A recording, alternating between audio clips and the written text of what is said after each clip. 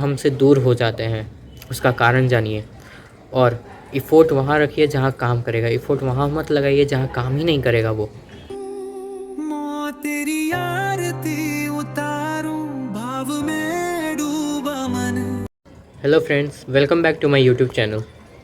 कुछ दिनों से मैं कंसिस्टेंट नहीं था, इनफैक्ट मैं वीडियो भी नहीं रख रहा था, बस शॉर्ट्स अब मैं रख रहा था यूट्यूब चैनल पर। ड्यू टू सम रीज़न्स मैं कंसिस्टेंट नहीं था, बट मैं अब कोशिश करूँगा कि मैं फिर से कंसिस्टेंट रहूँ। आज का टॉपिक है कि जैसे मानिए आपका कोई फ्रेंड, कोई क्लोज़र वन, जैसे कभी काल होता है कि हम लोग का कोई क्लोज़ वन अचानक ही हम लोग से दूर होने लगता है और हमें समझ नहीं आता कि ऐसा क्यों हो रहा है। और एक मेंटल पेन जो फिज़िकली भी पेन होता है वो बहुत ज़्यादा दुखदाई होता है। और ऐसा क्यों होता है इसके बारे में जानते हैं, और प्लस इसका उपाय क्या है इसके बारे में भी हम लोग जानेंगे। स्टार्टिंग फ्रॉम द बिगनिंग, मैं जैसे मानिए कि आपका कोई फ्रेंड है या फिर आप किसी को पसंद करते हैं, और पहले तो स्टार्टिंग में सब कुछ नॉर्मल होता है।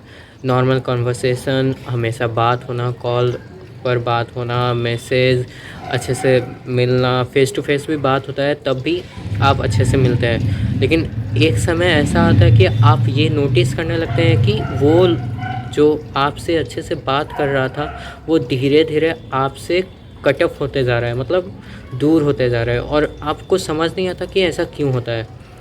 तो जब हम लोग किसी से एकदम क्लोज़र हो जाते हैं तो हम लोग का ब्रेन दो टाइप का हॉर्मोन्स रिलीज़ करता है, जिसके कारण से हम लोग क्लोज़र होने लगते हैं, क्लोज़ जाने लगते हैं, फिर अच्छा लगने लगता है उससे बात करना, उसके साथ रहना। बट आफ्टर सम टाइम हम लोग दूर होने लगते हैं, उस इंसान से भी दूर होने लगते हैं। और दूसरी कारण का बात करें हम लोग, तो कभी काल हम लोग खुद क्लियर नहीं होते। हमें अपने लाइफ के क्लियरिटी के लिए, क्लैरिटी क्या है हमारे लाइफ में, इसके लिए हमें यह ज़रूरी हो जाता है कि अपने चाहने वाले से, अपने क्लोज़र वन से दूर चले जाएं। जैसे मानिए आप अभी किसी से एकदम क्लोज़ हैं, लेकिन मानिए आफ्टर सम टाइम आपको ये महसूस होता है ये कि मुझे अब अपने लाइफ में क्लैरिटी चाहिए, कि मतलब मैं क्या करूँगा, मुझे आगे के दिन में क्या करना है। इसके लिए आपको अपने पर ध्यान देना पड़ता है, प्लस आप धीरे धीरे किसी से कट ऑफ होने लगते हैं, जिसके कारण से आप पर भी ये असर पड़ता है, और जिससे आप कट ऑफ होने लगते हैं उस पर भी ये असर पड़ता है। श्रीमद् भगवद गीता के अध्याय 2 श्लोक 14 में भी यह कहा गया है कि मानव का व्यवहार, मानव का जो मन है, मानव के जीवन में जो सुख दुख होता है वो एक सीज़न के अनुसार है, वेदर के अनुसार है। जैसे वेदर हर दिन सेम नहीं रहता, वो प्रत्येक दिन चेंज होता रहता है, वैसे ही सुख दुख परमानेंट नहीं होता, वो भी चेंज होने लगता है।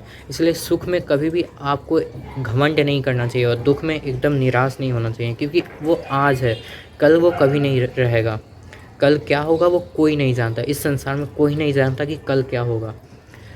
भले हो सकता है कि मानिए आज आपके जीवन में दुख हो, आप एकदम ग्रसित हो, समस्या से एकदम ग्रसित हो, लेकिन आगे जाके क्या पता कल ही वो दुख का कारण ना रहे, आपके जीवन में पुनः सुख आ जाए। तो इसलिए हम लोग को कभी ज़्यादा दुखी नहीं रहना चाहिए, क्योंकि वो हमारे ही शरीर को नुकसान देता है, वो दुख बनाता है और हमारे शरीर को इतना नुकसान देता है कि हम लोग समस्या ग्रसित, फिर उसके बाद रोग ग्रसित भी हो जाते हैं हम लोग। इसी के साथ मैं केवल ये कहना चाहता हूँ कि आपके जीवन में nothing is permanent, in human lifes nothing is permanent. In fact ये आजकल के सभी लोग कहते हैं कि नथिंग इज़ परमानेंट, सभी लोग ये मानते भी है, लेकिन ज़रूरी यह है कि आप उसे अपने जीवन में अप्लाई कीजिए।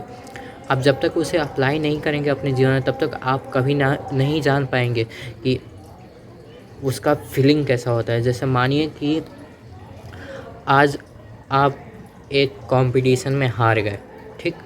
अब उस कंपटीशन में हारने के बाद क्या ऐसा सही है कि आप आगे किसी कंपटीशन में भाग ही ना लें? ये गलत है। क्या पता ये कंपटीशन में आप हार के कुछ अच्छे से चीज़ को धारण करें, अपने मन मस्तिष्क में उतारे अपने जीवन में, और आगे का कंपटीशन में उसी को अपना ढाल बना के उस कंपटीशन में जीत जाए। जैसे मानिए कि मैं अपना ही एग्जांपल देता हूँ। मैं रिसेंटली एक स्पीच कंपटीशन में गया था, उसमें मैं नहीं जीता। मुझे कोई दुख नहीं है, क्योंकि मुझे पता चला ना कि मेरा कमी कमज़ोरी कहाँ था, प्लस मैं कैसे सुधार करके आगे के जीवन में मैं कैसे सफलता प्राप्त कर सकता हूँ। लेकिन मानिए कि अगर मैंने अभी दुख मान लिया, अभी मैंने उससे कुछ नहीं सीखा और आगे मैंने किसी भी कंपटीशन में भाग नहीं लिया, तो क्या वो मेरे जीवन के लिए अच्छा होगा? वो तो मेरे जीवन का अवरोध बन जाएगा, रोड़ा बन जाएगा मेरे जीवन का वो। लेकिन नहीं, मैं उसे त्याग कर आगे अपने जीवन का तैयारी करूँगा और उसमें से कुछ अच्छी चीज़ को मैं सीखूँगा और अपने बुरी चीज़ों को पुनः परिवर्तित करके मैं पुनः उस कंपटीशन में जाऊँगा। मैं फिर हार सकता हूँ, 2-3 बार मैं फिर हार जाऊँगा, उसमें कोई बात नहीं है। लेकिन एक समय तो ऐसा आएगा जब मैं अपनी पूरी गलतियों पर ध्यान देकर उसे सुधार कर और फिर एक बार मैं जीत जाऊँगा। इसीलिए कभी भी मायूस नहीं होना चाहिए। Nothing is permanent. Shrimad Bhagavad Gita में भी यही कहा गया है कि कुछ भी परमानेंट नहीं होता, कुछ भी चिरस्थायी नहीं होता। सब कुछ इस संसार में जो भी है वो सब अस्थायी है, कुछ भी स्थायी नहीं है। आपका सुख दुख भी स्थायी नहीं है। और मानिए आप आज किसी कंपटीशन में गए और जीत गए, फिर आप उसमें घमंड करने लगे और तब एक समय ऐसा ज़रूर आएगा जब आप हार जाएंगे और उस समय आपको बहुत दुख होगा। सुख में कभी भी घमंड नहीं करना चाहिए और कभी भी किसी को तुच्छ नहीं समझना चाहिए। कंक्लूजन ऑफ दिस वीडियो, हमारे क्लोजेस्ट वन हमसे दूर हो जाते हैं, उसका कारण जानिए और इफ़ोर्ट वहाँ रखिए जहाँ काम करेगा। इफ़ोर्ट वहाँ मत लगाइए जहाँ काम ही नहीं करेगा वो।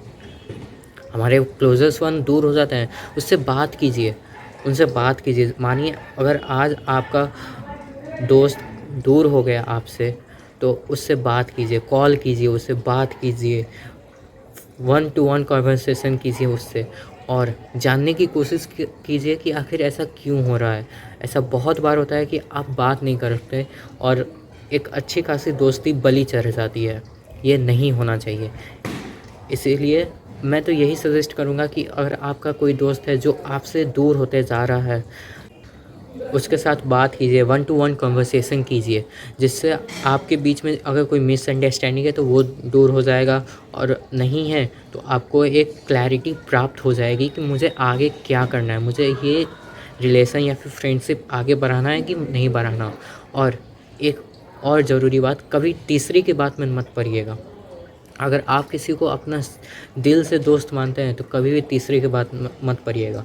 और मैं किसी को अपने दिल से चाहता हूँ, दिल से दोस्त मानता हूँ उसे, तो मैं कभी भी तीसरे के बात में पढ़कर अपनी दोस्ती को ख़राब नहीं करूँगा। इनफैक्ट मैं 1 to 1 कन्वर्सेशन करूँगा और उस बात के तह तक, सत्यता तक मैं पहुँचने का एकदम कोशिश करूँगा। इसी के साथ मैं इस वीडियो का यहीं अंत करना चाहता हूँ। Don't forget to like, share, comment and subscribe कीजिए दोस्तों। हमें 1K तक जाना है, 1K सब्सक्राइबर हम लोग का गोल है। और लाइक कीजिए दोस्तों, कमेंट कीजिए। कमेंट में अगर आपका कोई सवाल है तो वो पूछिए, मैं भरसक कोशिश करूँगा उसका रिप्लाई करने का।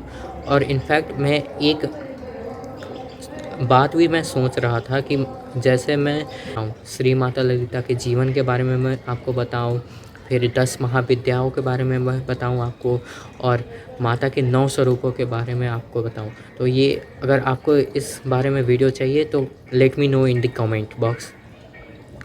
Thanks for watching. Comment, like, subscribe and share. Thank you.